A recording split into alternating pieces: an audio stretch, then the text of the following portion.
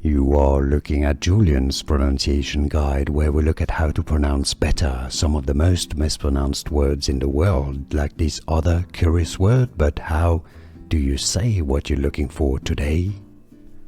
Let's learn once and for all how to pronounce this French word correctly. It means different things. You're perhaps here because this used to be a tax in France before the French Revolution.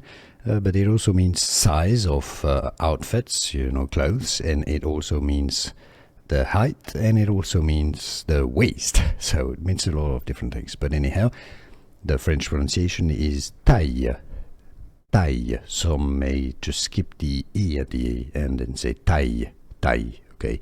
So in English, if you cannot pronounce French perfectly, just say taille, taille, or taille. Taille is fine too. Taille or taille. French pronunciation, taille. And now you know. Here are more videos on how to pronounce more confusing words and names too many mispronounced. Like this video if you found it useful. I appreciate your support. I'll see you soon and thanks for watching.